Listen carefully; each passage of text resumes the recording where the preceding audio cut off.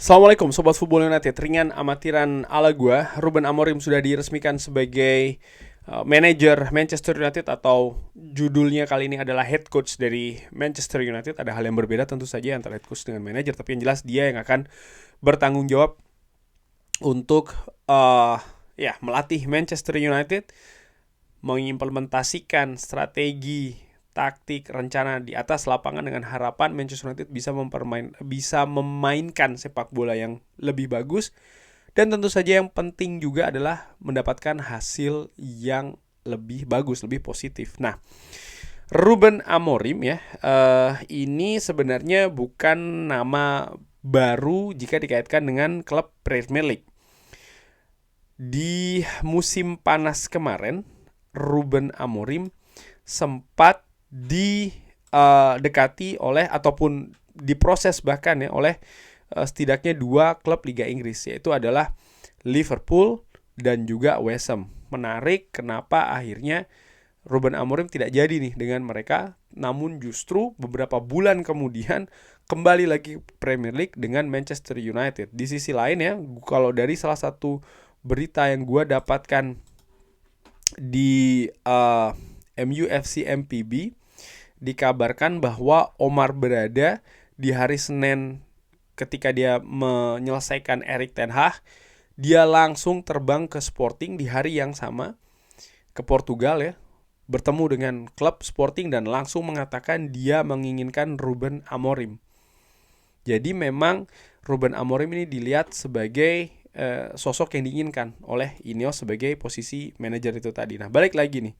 Kalau begitu, kalau memang Ruben Amorim ini jago, kalau memang Ruben Amorim ini hebat, tapi kenapa dia tidak jadi dengan Liverpool? Ada apa sebenarnya? Ataupun juga dengan West Ham. Nah, ini yang ingin gue bahas di video kali ini. Gue akan mengambil sumbernya dari ESPN.com ya. Ini ditulis oleh Mark Organ dan ditulis pada tanggal 29 April. Jadi di bulan April kemarin, Ruben Amorim ini disebutkan sebagai kandidat yang memimpin untuk menggantikan Jurgen Klopp karena periodenya selesai ya di Manchester United, dan ini berakhir dengan Ruben Amorim meminta maaf kepada fans Sporting setelah dia melakukan pertemuan dengan West Ham United di London. Nah, dan setelahnya akhirnya adalah manajer dari Feyenoord Arne Slot yang menuju ke Anfield dan mengambil tantangan melanjutkan Jurgen Klopp sebagai manajer Liverpool. Sumber mengatakan kepada ESPN, salah satu alasan ya kenapa kok Amorim ini tidak jadi dengan Liverpool adalah bagaimana dia sangat loyal atau sangat saklek, sangat kaku dengan keinginannya memakai sistem 3-4-3. Dan formasi ini merupakan satu faktor di mana akhirnya keputusan Liverpool lebih kepada Arne Slot karena terlalu kaku ya ke 3-4-3. Lalu ada juga angka 15 juta euro release clause yang berada di kontrak Amorim dengan Sporting. Dan ini sebenarnya faktor yang lebih kecil, tapi juga dipertimbangkan ya situasi finansial dari bagaimana juga gaji dari Ruben Amorim ini ternyata yang juga cukup tinggi sebagai posisi manajer atau head coach. Ini sekitar 12 juta euro setahun. Namun ini juga merupakan alasan sebenarnya dari sisi finansial, iya sebagai alasan, tapi alasan yang lebih kecil. Dan di artikel ini dijelaskan lagi ataupun kembali lagi ya, bagaimana keengganan Ruben Amorim untuk berkompromi dari filosofi taktiknya ditambah angka untuk mengambil Amorim, dan inilah yang akhirnya membatalkan keputusan untuk mendatangkan Ruben Amorim. Dari situ juga disebutkan ya bahwa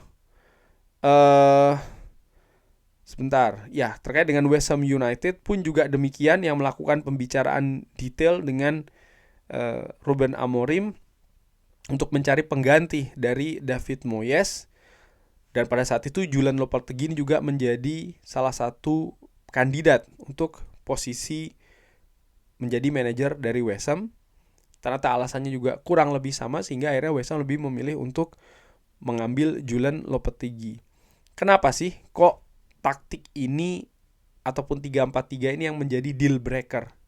Karena dilihat bukan hanya 3-4-3-nya saja, tapi konsekuensi dari sistem permainan itu. Melihat skuad yang ada pada klub. Liverpool misalnya, mereka juga melihat nih, ada siapa saja pemain-pemain yang di Liverpool, dan ini yang melihat adalah manajemen Liverpool. Dan dilihat bahwa ketika nanti dia membawa 3-4-3, maka perubahan skuad ini terlalu besar dan ada konsekuensi lanjutannya, yaitu tadi perombakan skuad, di mana ini juga akan mengeluarkan dana yang lebih besar lagi. Disebutkan ada beberapa nama yang biasanya dipakai oleh Ruben Amorim terkait dengan 3 pemain bertahan, di mana pada saat itu di posisinya ada Sebastian Coates, lalu bersama dengan Gonzalo Inacio dan juga Ousmane Diomande. Lalu ada 2 gelandang energetik di depannya, Hidemasa Morita, Daniel Bragança, dan Morten Hjulmand. Lalu di depan ada Victor Gyökeres. Jadi hal ini yang akhirnya membatalkan itu semua, karena pada saat itu dilihat di Liverpool Virgil van Dijk dilihat tidak bermasalah dengan situasi 3 back, tapi Joe Gomez, Ibrahima Konate dan Jarell Quansah ini dipertanyakan kalau gue melihat dari artikel ini. Dan juga bagaimana Alexis McAllister ini juga bagaimana apakah dia bisa dengan situasi 3-4-3 itu, dan pemain-pemain lain lah sehingga akhirnya inilah yang membatalkan nih kedatangan Ruben Amorim. Sekarang balik lagi nih, bagaimana dengan Manchester United ini? Tapi di sisi lain proses itu menurut gua bagus sih. Bagaimana klub artinya Liverpool yang tentu saja selama beberapa musim terakhir ini mereka fantastis, dan dengan Arne Slot pun juga bisa langsung nyetel ini fantastis juga menurut gue dengan pemain yang banyak juga dari musim sebelumnya. Karena ketika mereka mengambil manajer baru, manajemen ini yang melihat dari helicopter view ataupun pemandangan yang lebih tinggi. Mereka tahu skuad yang mereka punyai seperti apa, dan bagaimana karakter permainan yang biasa dikembangkan oleh calon manajer. Dan mereka melihat nih, baik itu secara teknis maupun juga secara karakter. Ketika ini cocok, oke. Jadi bukan hanya melihat pelatih ini bagus luar biasa di klub sebelumnya, tapi juga yang mereka punyai saat ini mereka lihat. Dan menurut gua, mudah-mudahan Ineos pun juga demikian. Dan ini dibutuhkan artinya manajemen yang bisa melihat hal ini, tentu saja manajemen yang punya kompetensi yang bagus dalam sepak bola. Dari sisi manajemen dan juga dari sisi tactical, technical. Dan kalau gue melihat, Manchester United punya Dan Ashworth. Dari sisi technical, Manchester United punya Jason Wilcox. Jadi mudah-mudahan mereka juga melihat hal ini semua. Karena kalau melihat tadi alasan dari Liverpool bahwa mereka tidak jadi mengambil Ruben Amorim karena ketersediaan skuad dan juga konsekuensi nantinya. Konsekuensi ini yang gue garis bawahi. Kenapa? Manchester United dengan Ineos ini kan musim ini terlalu banyak. Gue sering katakan mereka sudah terlalu banyak mengeluarkan uang. Bahkan proses pergantian manajer ini juga mengeluarkan dana lagi. Dan apakah mereka akan bergerak secara besar-besaran di bursa transfer musim panas tahun depan? Itu gue ragukan. Kenapa? Karena Ineos mereka sangat ketat saat ini dengan situasi finansial. Ada 2 hal paling tidak Nomor 1, PSR, Financial Fair Play dari Manchester United. Mereka ingin membawa Manchester United dalam posisi yang lebih fleksibel, yang lebih luas dalam bergerak. Dan ini dibutuhkan penghematan dulu di awal. Itu nomor 1. Nomor 2, jangan lupa Ineos punya mega project, ingin membangun stadion baru bagi Manchester United. Ini juga butuh dana yang sangat besar.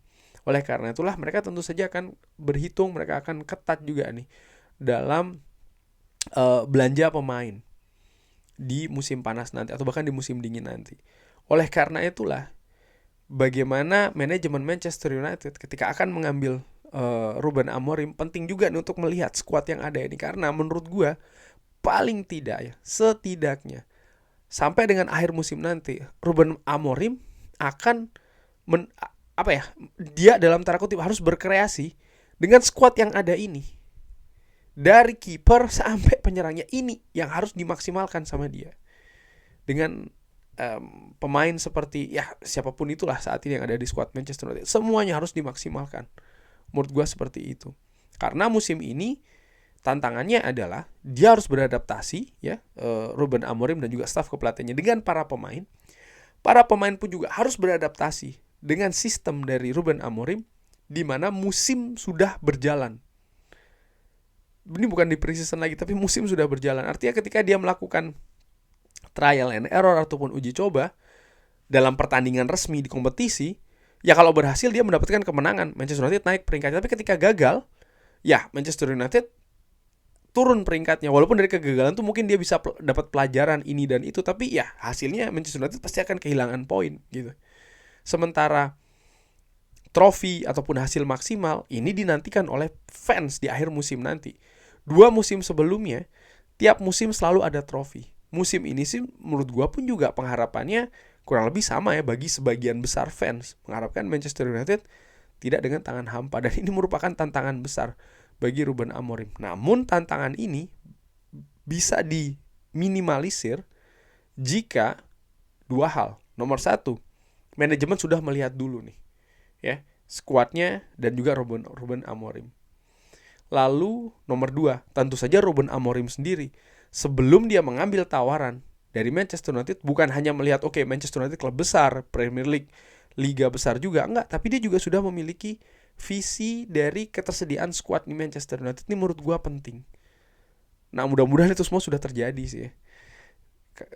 Sehingga kalau itu sudah terjadi, ya musim ini sih gue harapkan Manchester United nggak jeblok-jeblok banget sih, karena ini bukan pekerjaan yang mudah loh bagi Ruben Amorim yang masuk di tengah musim dengan keadaan skuad yang sudah ada di kompetisi yang sedang berjalan.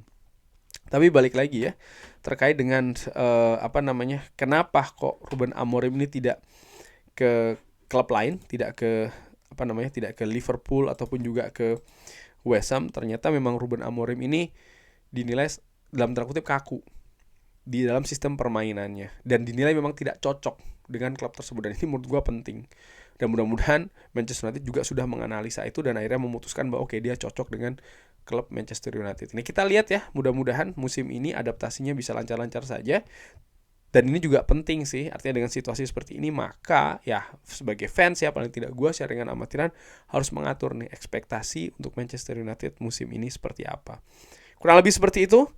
Terima kasih sudah menyaksikan. Jangan lupa like, subscribe, dan juga subscribe. Wassalamualaikum warahmatullahi wabarakatuh. Thank you.